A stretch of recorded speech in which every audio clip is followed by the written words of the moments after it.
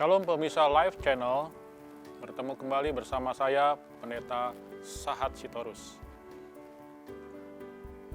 Judul firman Tuhan hari ini adalah musuh terakhir. Bapak Ibu, di Markus 4, 1-9 itu digambarkan bagaimana seorang petani, seorang penabur menggenggam benihnya dan ada yang jatuh di pinggir jalan, ada yang jatuh di batu-batu, ada yang jatuh di semak duri, dan yang jatuh di tempat yang baik. Tentu setiap kita ingin benih firman Tuhan itu tumbuh di dalam tanah yang baik di dalam kehidupan kita. Tapi bagaimana caranya Bapak Ibu Saudara sekalian? Kalau saya tanya Bapak Ibu 2 minggu yang lalu ke gereja, apa firman Tuhannya? Lupa Pak. Lawaknya ya saudara yang kita ingat. Ilustrasinya mungkin yang kita ingat, kesaksiannya yang kita ingat. Tetapi firman Tuhannya lupa Pak. Nah, banyak di antara kita yang bertanya seperti itu. Bagaimana Pak kalau saya lupa firman Tuhan? Padahal saya sudah berusaha mengingat-ingat firman Tuhan itu. Nah, jawabannya saudara di dalam Markus 4 ayat 1-9 itu perumpamaan tentang penabur.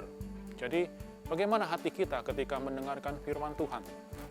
Apakah kita itu ada di firman jatuh di hati kita yang berbatu-batu? Atau di pinggir jalan? Atau di semak duri?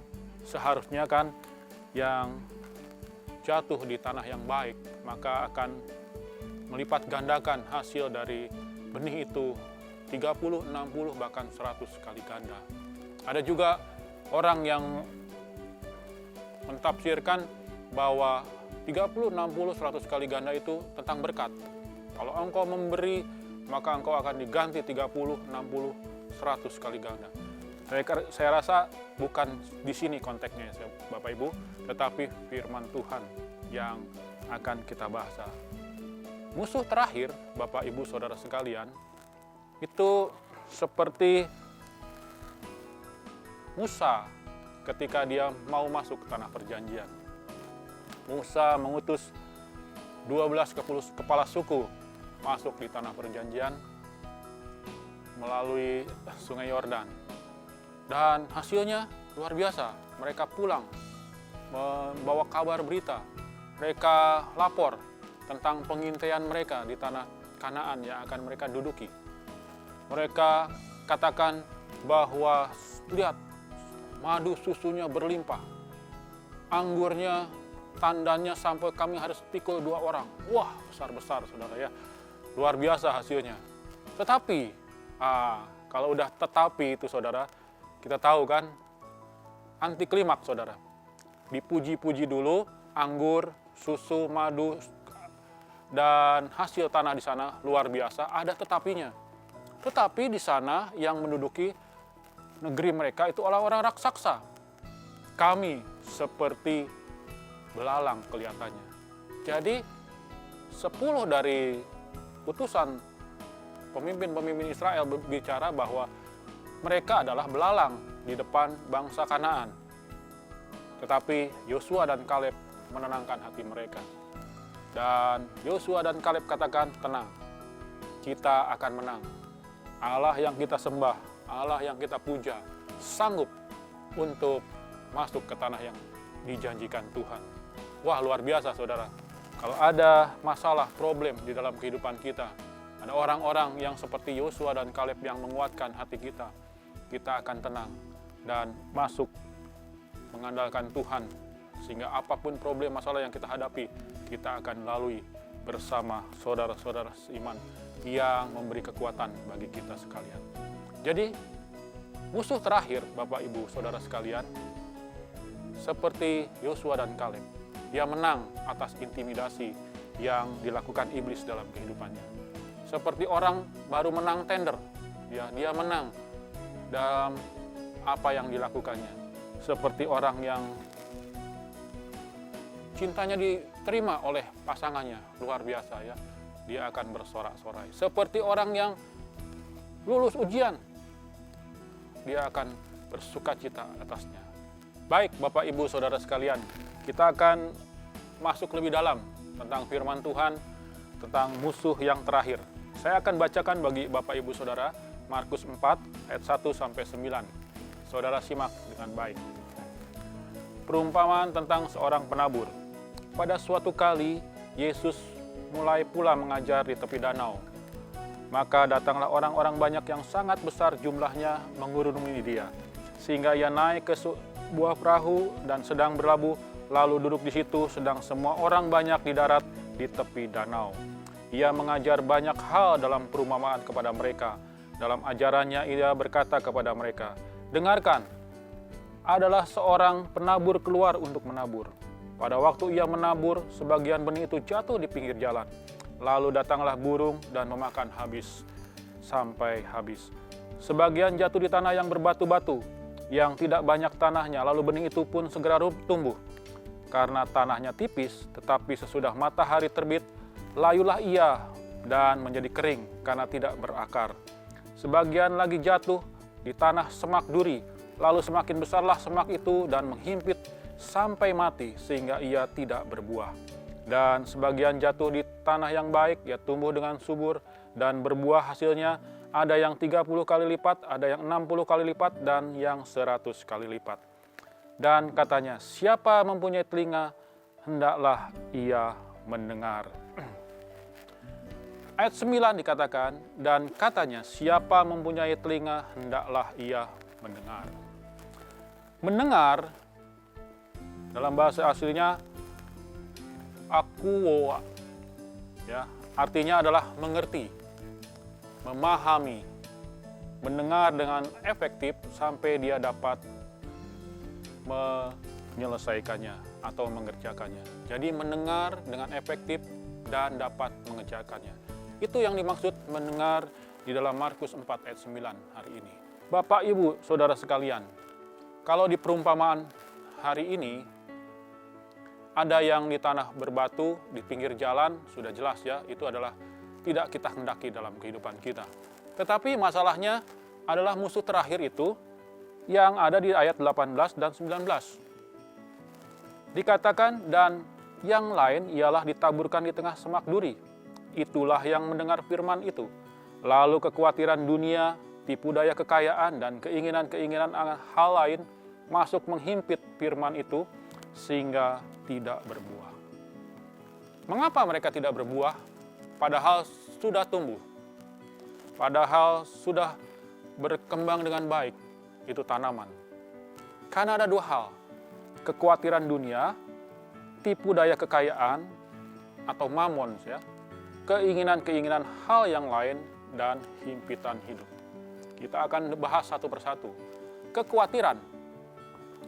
Perasaan khawatir itu manusiawi. Semua orang pasti pernah khawatir, saudara.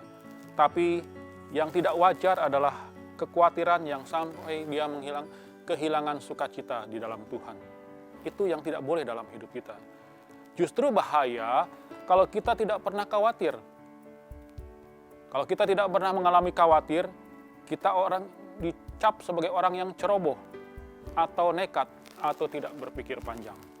Perasaan khawatir dalam batas-batas tertentu justru baik, bisa membuat kita waspada. Yang tidak boleh kalau perasaan khawatir itu berlebihan, menguasai dan mengendalikan hidup kita, sehingga kita menjadi orang yang parno. Ya.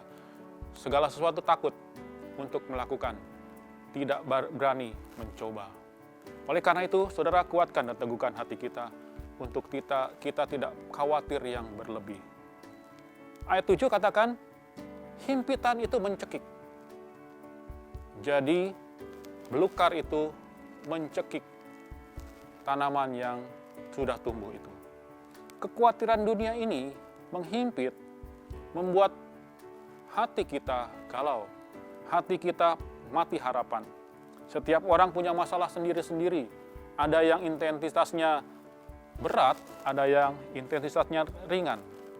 Allah akan mencukupi segala kebutuhan kita menurut kekayaan dan kemuliaan di dalam Tuhan Yesus. Seberapa besar kekhawatiran kita tidak merubah masa depan kita, saudara. Bahkan akan merugikan masa depan kita. Seharusnya firman menghasilkan buah dan bukan kekhawatiran. Di firman Tuhan bukan menghasilkan kekhawatiran, tapi menguatkan kita untuk kita berbuah di dalam Tuhan. Segala sesuatu yang belum kita capai, jangan sampai membuat kita khawatir berlebih. Kekhawatiran, katakan kepada jiwa kita, engkau tidak boleh khawatir. Kuatkan, teguhkan hati kita, saudara. Katakan, engkau tidak boleh khawatir, hai jiwaku. Yang kemudian, tipu daya kekayaan. Bapak Ibu, tidak salah sih firman Tuhan katakan kita kaya. Karena Tuhan pun mengharapkan kita diberkati berlimpah-limpah. Prinsip Tuhan itu sebagaimana biasanya bahwa prinsip Tuhan itu, saudara, dipakai oleh orang-orang dunia. Mereka bekerja keras, mereka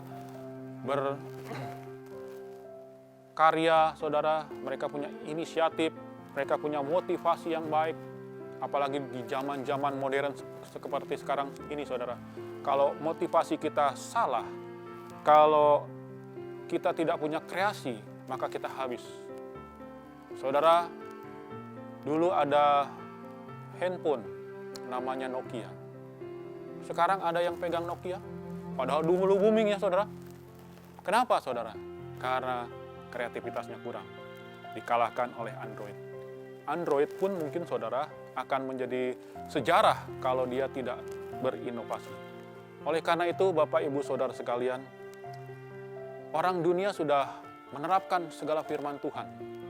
Dia bekerja lebih keras lagi untuk hal-hal yang baik, yang baru. Kita tidak boleh diam. Kita harus berkarya untuk kemuliaan nama Tuhan. Baik buruknya kekayaan ditentukan oleh bagaimana kita memperoleh dan mempergunakannya. Nah, Bapak Ibu, harta itu di dalam kehidupan kita bisa mencelakakan, bisa juga membangun. Membangun kalau dipakai hal-hal yang baik. Tetapi kalau dipakai hal-hal yang buruk, itu akan merusak kehidupan kita. Ada pepatah katakan, kalau kita mau tahu karakter orang itu, saudara, kasih dia jabatan. Ketika dia menduduki satu jabatan, tidak ada lagi tuh humble, tidak ada lagi, saudara, murah hati, yang ada kesombongan.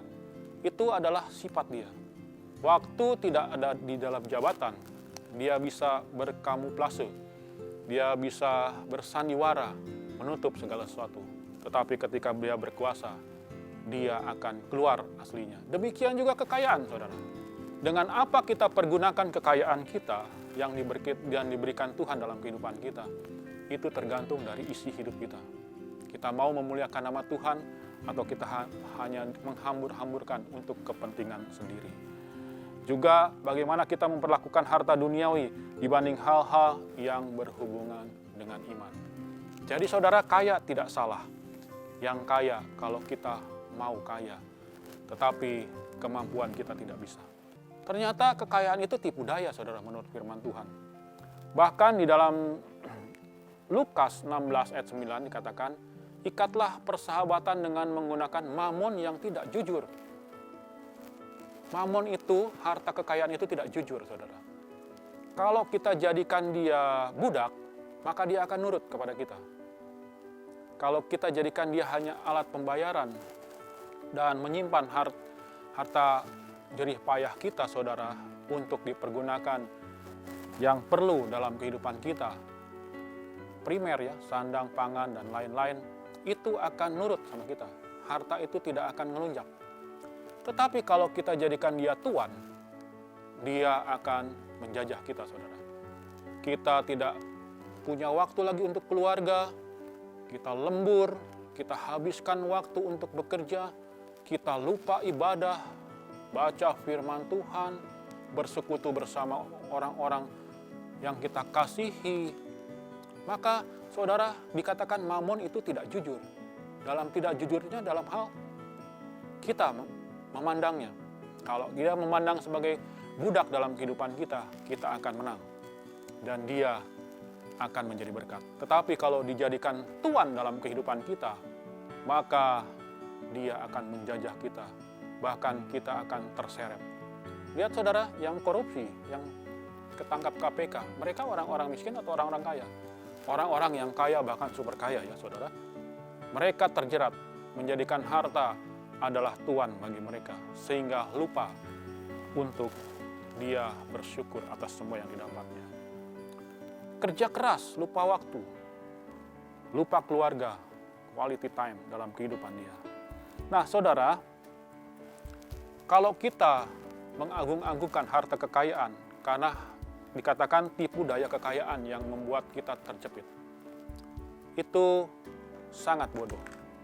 Oleh karena itu, firman Tuhan katakan kita tidak boleh tertipu oleh harta kekayaan. Roh kita, roh manusia, didesain Tuhan untuk bersekutu. Tidak ada makhluk lain ciptaan Tuhan yang didesain seperti manusia untuk bersekutu dengan Tuhan. Tuhan menciptakan serupa dengan gambarannya. Jadi, itulah rupa Tuhan, segambar dengan kita ciptaannya. Kenapa Tuhan Yesus datang ke dunia? Dia tidak usah mengkreasi lagi seperti apa, saudara. Maka dia datang sebagai manusia. Dan di kitab Keluaran, kalau Tuhan berjumpa dengan kita, kita pasti mati. Makanya dengan kemuliaannya, Tuhan Yesus datang sebagai manusia untuk menjumpai kita. Merasakan kepedihan kita, suka duka kita, keluar dari dosa, dan dia menang. Nah, saudara, roh kita didesain untuk berhubungan dengan Tuhan. Tuhan menciptakan manusia serupa dengan gambarannya, menaruh rohnya di dalam kita agar kita bisa bersekutu dengan Tuhan. Makanya ketika manusia jatuh ke dalam dosa, ada firman Tuhan katakan upah dosa adalah maut.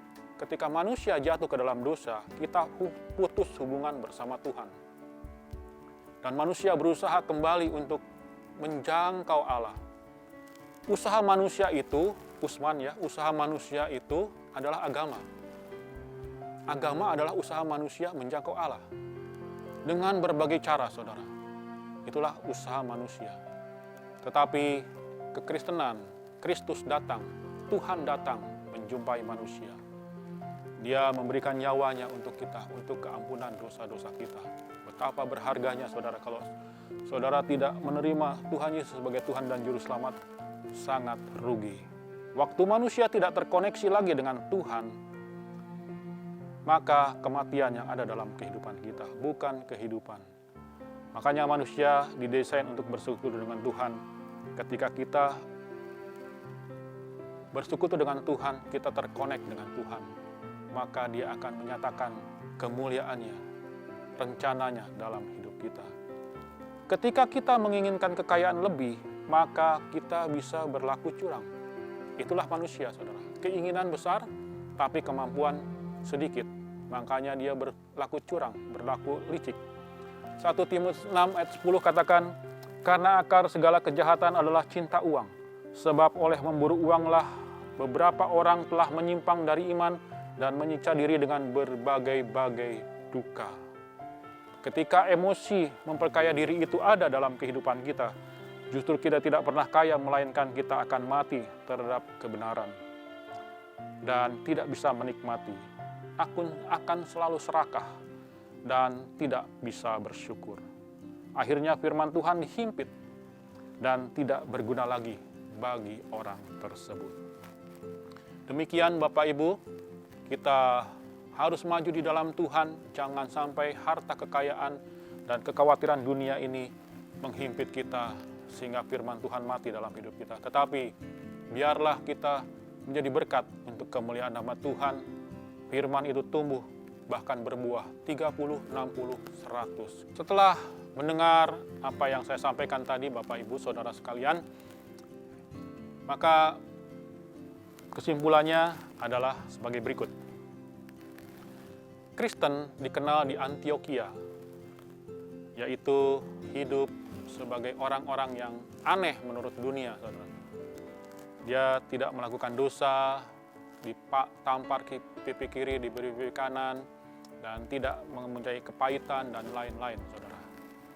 Nah, dimulai dengan kita harus tahu identitas kita sebenarnya, saudara. Siapakah kita di hadapan Tuhan? Kalau kita percaya kepada Tuhan, kita menjadi anak-anak Tuhan. Yohanes 1 ayat 12. Nah, saudara, jika kita tidak tahu siapa identitas kita, maka kita akan melakukan hal-hal yang salah. Tetapi jika kita tahu bahwa kita adalah anak Allah yang berhati hamba. Ingat ya, karena kita anak Allah, kita anak raja, kita bisa hidup sewenang-wenang. Gak bisa, saudara. Tapi harus memiliki hati hamba. Maka kita akan hidup mulia sebagaimana Bapa kita di sorga yang mulia. Tuhan katakan, kamu ini anak. Jadi kita diadopsi dari budak menjadi anak. Satu hari di perumahan tempat saya tinggal, saudara, ada anak kecil main di pinggir jalan di kompleks, saudara ya. Ketabrak sama anak remaja yang baru belajar sepeda motor. Wah, geger, saudara. RT, RW dikumpulkan, Pak Satpam, kronologisnya diceritakan. Anak ini ketakutan luar biasa. Kenapa, saudara? Karena anak yang ditabrak meninggal. Wow. Dan minta pertanggungjawaban. Udah urusannya udah polisi, saudara. Tapi luar biasa. Anak yang meninggal ini memiliki orang tuanya bilang sama anak yang nabrak, kamu saya ampuni, tapi saya minta kamu jadi anak saya, anak angkat saya. Wah, luar biasa. Anak ini dari berduka, membayangkan masa depannya, saudara, yang akan terjadi. Dia melihat kepada orang tua dia, anak yang nabrak itu kepada orang tuanya. Boleh enggak? Karena ini satu-satunya jalan supaya dia tidak dipenjara. Orang tuanya mengangguk, silahkan. Ya, puji Tuhan, saudara. Jadi, bapaknya ini, bapak yang anaknya meninggal, memeluk anak yang menabrak itu. Puji Tuhan, kamu sekarang anak angkat saya. Saudara, walaupun dia tinggal sama bapak aslinya, tapi bapak angkatnya ini selalu datang kepada dia, menguatkan dia. Kenapa, saudara? Karena dia orang percaya, orang Kristen, mengampuni apa yang dilakukan oleh anaknya. Anaknya ini tidak sengaja, kan, namanya belajar motor, dan anaknya juga di pinggir jalan. Itulah yang Tuhan Yesus lakukan, saudara. Kita sudah membunuh Tuhan Yesus. Kalau kita ada zaman Tuhan Yesus, kita ikut meneriakan, salibkan dia, salibkan dia. Kita sudah membunuh Tuhan Yesus. Kita sudah berdosa kepada dia. Kita sudah bersalah kepada dia dengan dosa-dosa kita. Seharusnya Tuhan Yesus tuntut kita. Karena hukum Taurat, hukum manapun, agama pun mana orang berdosa masuk neraka. Tapi dia angkat kita jadi anaknya. Dia peluk kita. Dia menjadi Bapa angkat kita. Itulah Tuhan Yesus. Kita harus tahu status itu di dalam Tuhan. Masa lalu kita adalah orang-orang yang hidup hancur. Orang yang terikat dosa, budak dosa, pabrik dosa. Nggak ngerti hubungan, nggak ngerti siapa diri kita, tetapi kita tidak percaya kepada Tuhan. Tuhan, ketika kita percaya kepada Tuhan, Tuhan angkat kita jadi anak-anaknya. Kita yang tadinya yatim piatu, masuk penjara menjadi anak Allah.